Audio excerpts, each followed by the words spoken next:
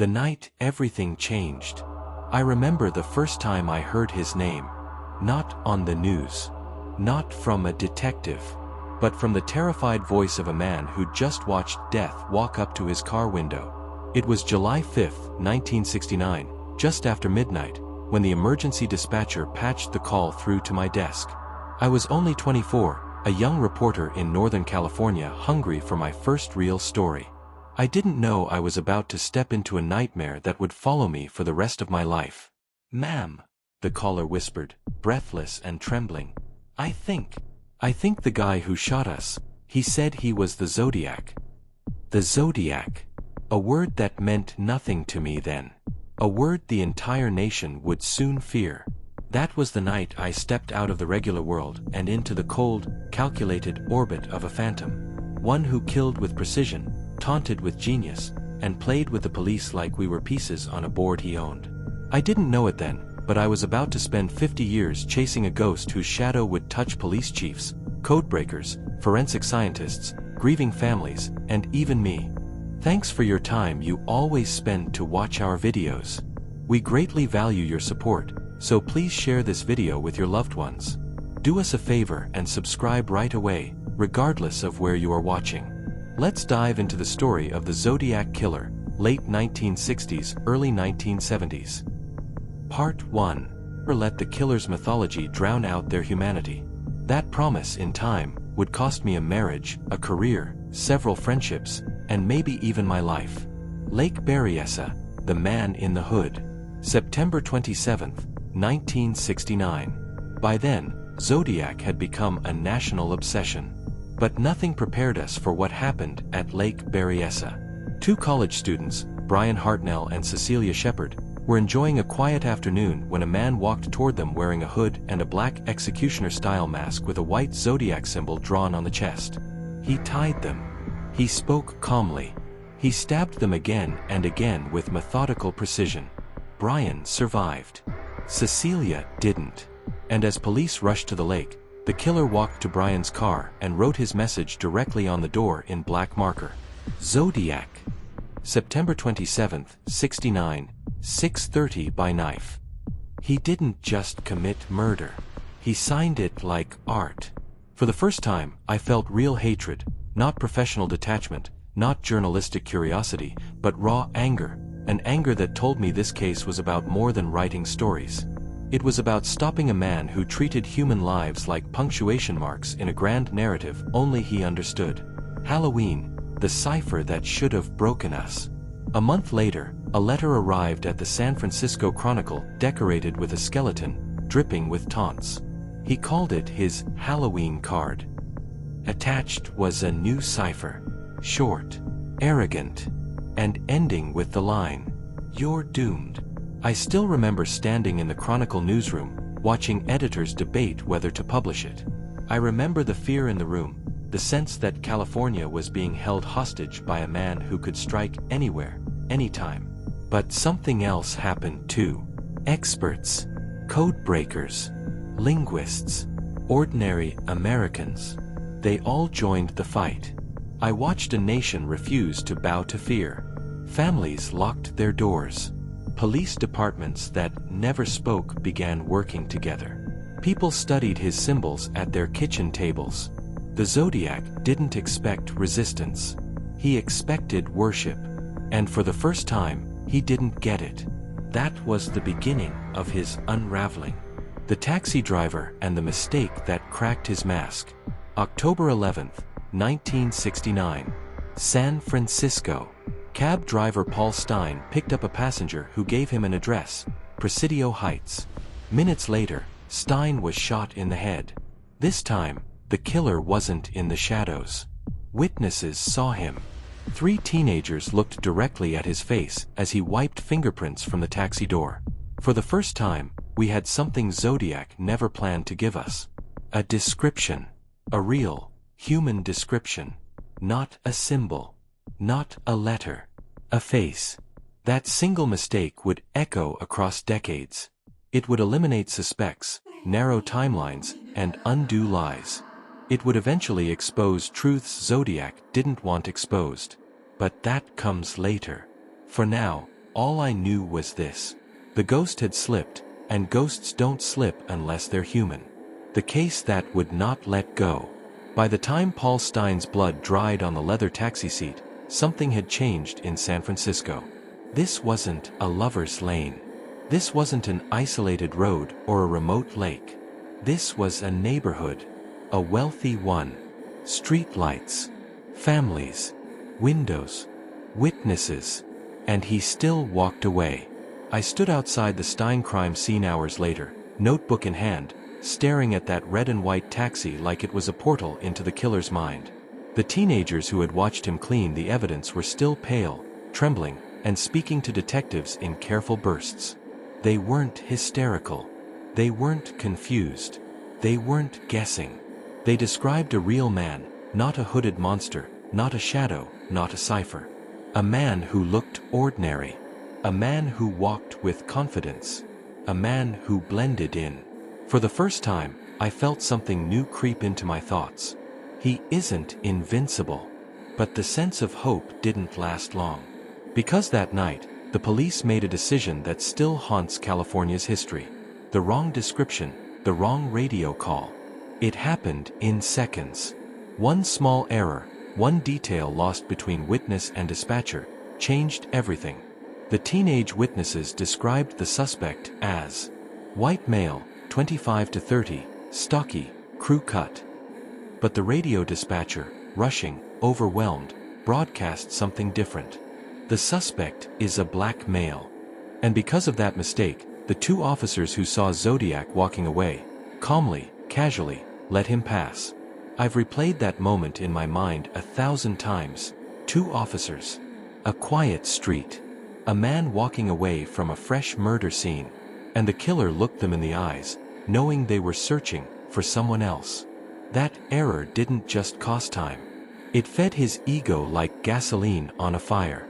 Later, Zodiac bragged about it in a letter, boasting that police had spoken to him, and he had slipped through their fingers like fog rolling between trees. That letter changed my understanding of him forever. He wasn't just killing for attention. He was killing for control.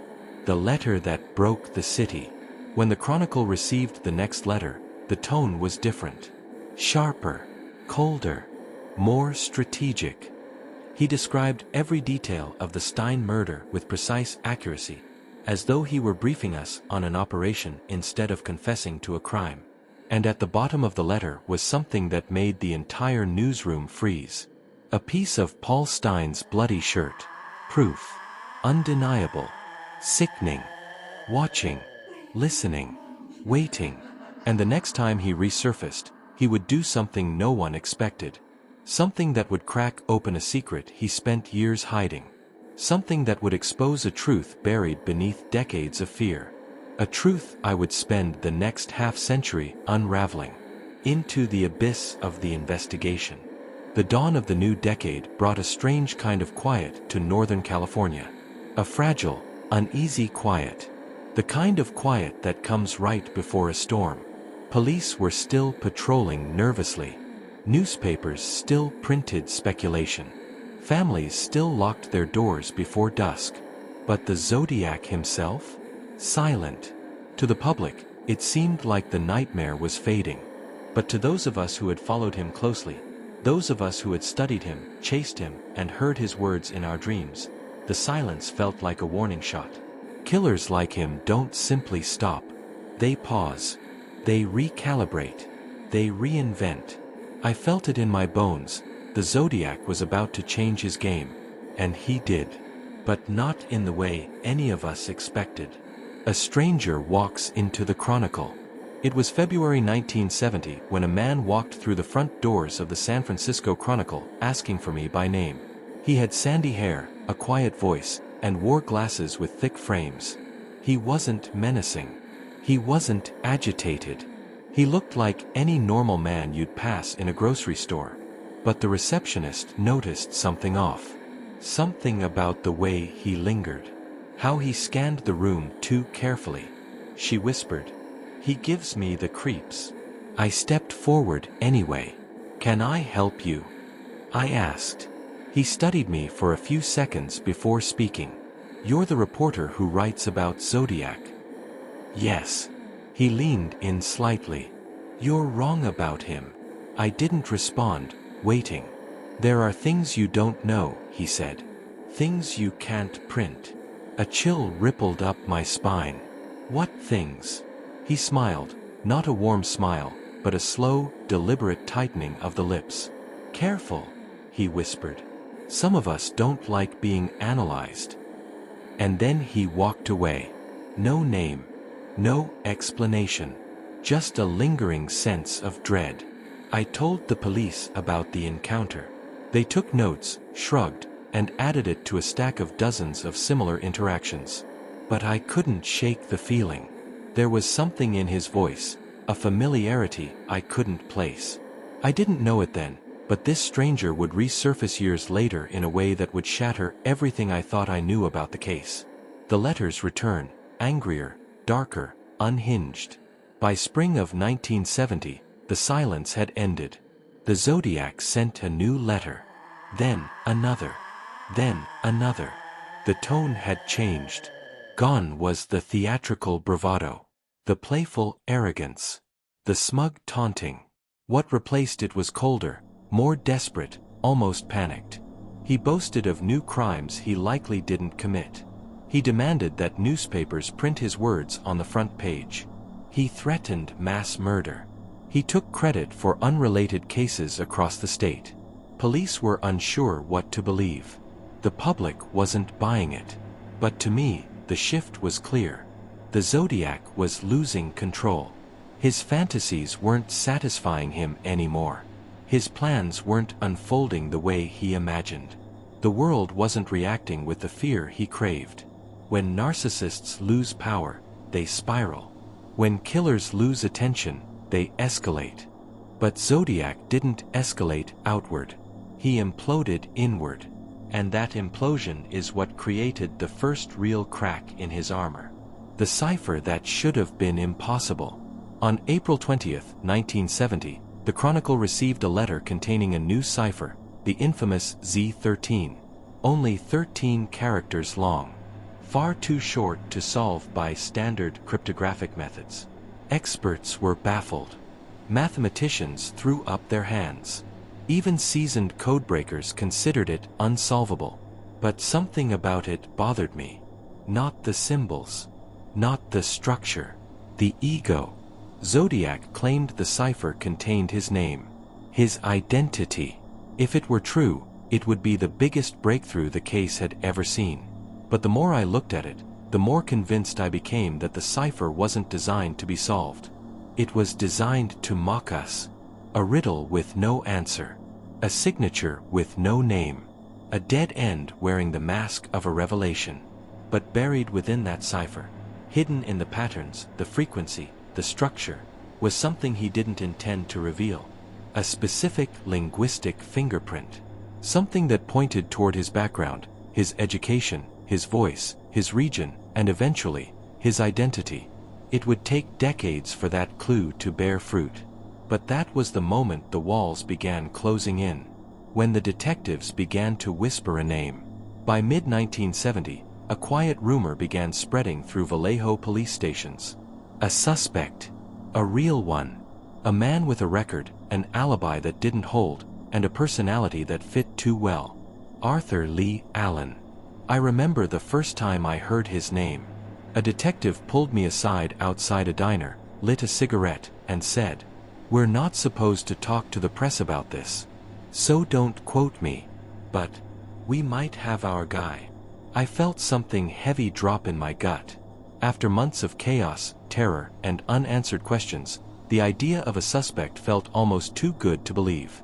But as the detective described him, the obsession with bombs, the violent tendencies, the eerie comments, the watch with the Zodiac symbol, I felt a familiar heat in my chest. Hope. Real hope. But hope is a dangerous thing in murder investigations. And with the Zodiac, nothing was straightforward. Because soon after, police discovered the problem. Arthur Lee Allen was a perfect suspect, but he wasn't a perfect match. Handwriting didn't align. Fingerprints didn't confirm him. DNA later ruled him out. Every time he fit, something broke the pattern. And the Zodiac left another mocking letter, as if he somehow knew investigators were circling someone new. That letter felt like a slap across the face. If police think they have me, let them prove it. It was a dare, a taunt, a threat, and it worked. Because in that moment, the Zodiac understood something fundamental. We weren't hunting him. We were chasing shadows he wanted us to see. The day I realized I'd become part of the case, it started subtly. A car followed me for 3 blocks. A man sitting in a diner staring too long. A letter on my doorstep with no signature, no handwriting, just a blank sheet of paper. My editor told me I was being paranoid. My fiancé told me to step back for my own sanity. But something inside me whispered, no, someone is watching. Maybe it was the Zodiac. Maybe it wasn't. But the feeling was real, deep, instinctual, clawing. I checked my locks twice every night. I carried a flashlight everywhere I went. I started looking into faces the way detectives did, breaking them down by shape, tone, and symmetry. Fear had rewired my brain. And one night, as I stood staring at the Z13 cipher on my wall, surrounded by notes and timelines and photos, I realized something chilling. I wasn't reporting on the case anymore. I was becoming part of it. A participant. A variable. A potential target. And the more I dug, the clearer it became. The Zodiac wasn't just killing people. He was collecting them. Victims. Witnesses. Investigators. Journalists. Pieces on his board. And now, I was one of them. Into the darkness of obsession. I used to believe reporters observed stories from the outside. We listened. We wrote. We never became part of the tragedy. The Zodiac case killed that belief. By 1971, I was no longer covering a story. I was living inside it. The detectives, the grieving families, the terrified communities, they weren't just people I interviewed. They had become my life. My sleep. My waking thoughts. My fears. And the more I sank into that world, the more I began to understand something horrifying. The Zodiac wanted people like me to chase him. He needed us. He fed on the attention. He shaped his mythology around the coverage. He used newspapers as his stage. And with every word I wrote, I wondered if I was helping catch him, or helping him live forever. The woman who broke his pattern. Her name was Kathleen Johns. March 1970. San Joaquin Valley. She was driving at night with her baby in the back seat when a car pulled alongside her, flashing its lights. The driver told her one of her tires was loose and offered to help. When he finished, she thanked him and drove away, only to feel her car suddenly wobble and lose control. He'd loosened the lug nuts. He offered her a ride to the nearest gas station. She got in. What followed was more terrifying than any of the Zodiac's letters. For over 2 hours, he drove in circles through back roads, threatening her, rambling about killing, referencing past crimes, and making comments that felt practiced, like lines from a script he'd rehearsed in his head. Kathleen escaped by diving out of the moving car with her baby in her arms. She ran through a field, barefoot, bleeding, and terrified, until she found help. The description she gave matched the Zodiac's. The car he drove matched reports. Her testimony was detailed, consistent, and chilling. But here's what struck me most. She survived. This didn't fit his pattern. The Zodiac didn't leave witnesses alive unless he wanted them to speak. So why her? Why that night?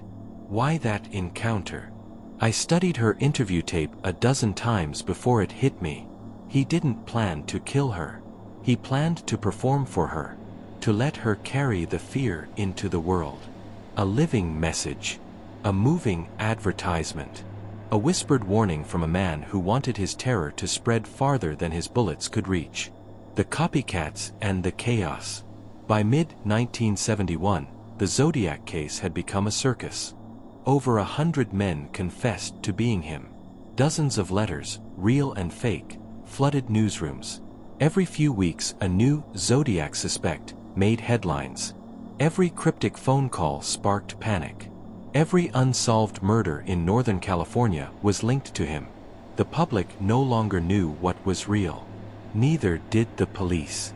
And in that confusion, the Zodiac found a powerful new weapon: doubt. He didn't need to kill to maintain control. He just needed to create enough noise that no one could hear the truth. And we couldn't. The investigation was collapsing under its own weight. Multiple jurisdictions refused to cooperate. Files were duplicated, lost, or misfiled.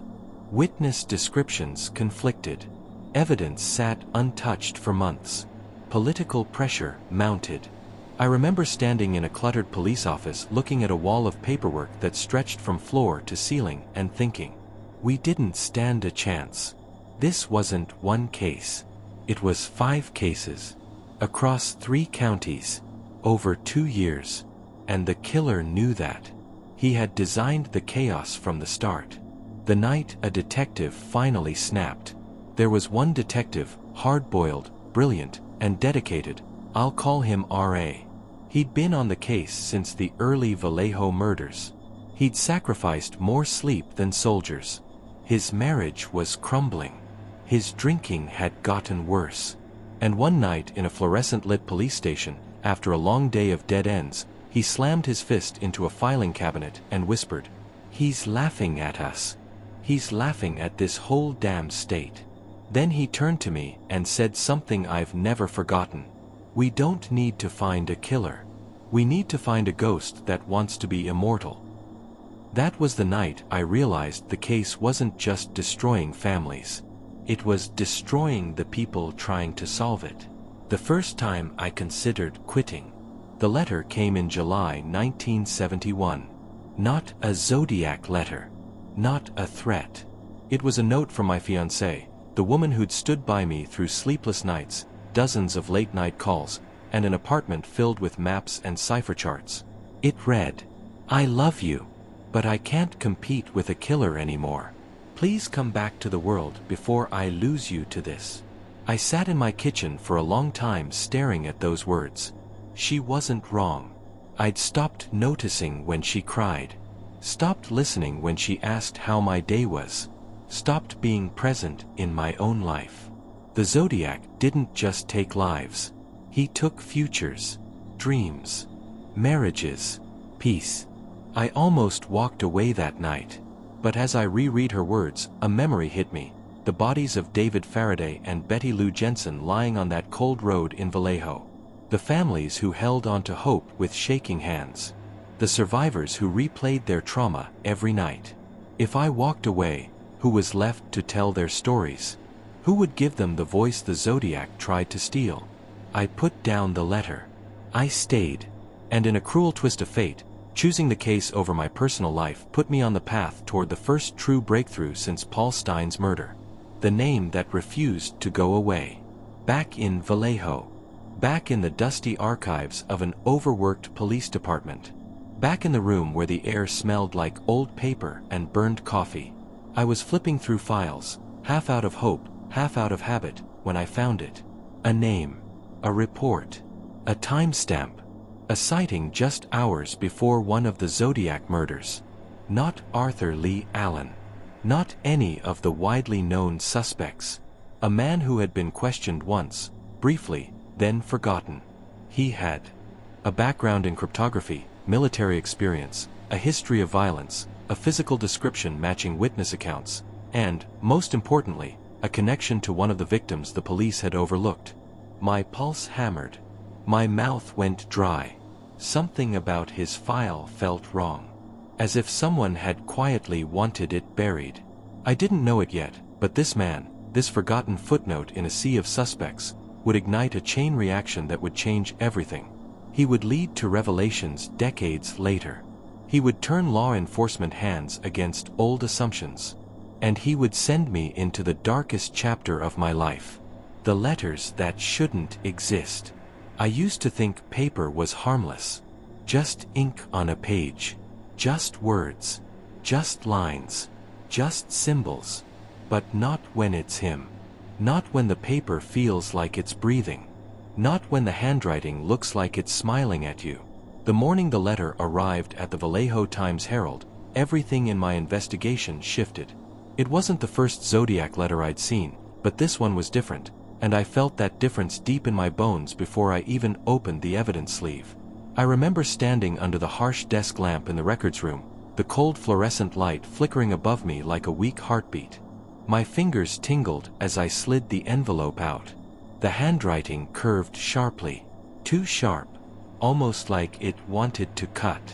And then I saw the words. If you solve this, you will find me.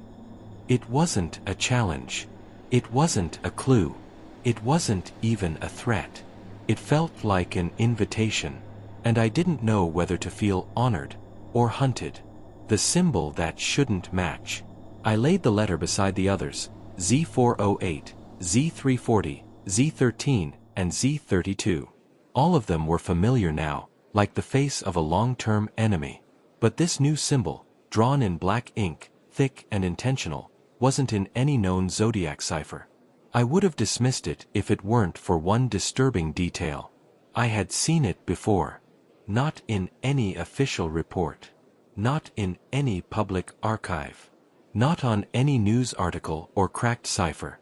I had seen it on an old evidence photograph that shouldn't have existed.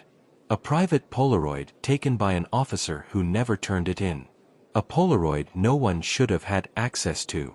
A Polaroid locked away in the San Francisco precinct basement. Which meant one thing. Someone inside law enforcement, or someone with access to law enforcement, was leaking Zodiac evidence. And the only reason to leak evidence was to keep the legend alive. The retired detective who wouldn't talk. His name was Carl Dayton. Retired homicide. Served during the Zodiac years. I found him living alone in a worn-down cabin near Lake Berryessa. Ironically, one of the Zodiac's crime scenes. He didn't want me there. Didn't want to talk. Didn't want to remember. But the moment I mentioned the symbol, his eyes widened. Not in confusion, but recognition. He whispered, "You shouldn't have seen that." "Why not?" I asked. His face tightened. His voice shook. "Because that symbol didn't come from the Zodiac." I leaned forward. "Then who did it come from?" His answer chilled me. "Someone who wanted the Zodiac to never be caught." Thanks for watching. Watch out for part 2 of this story, where the secrets are exposed.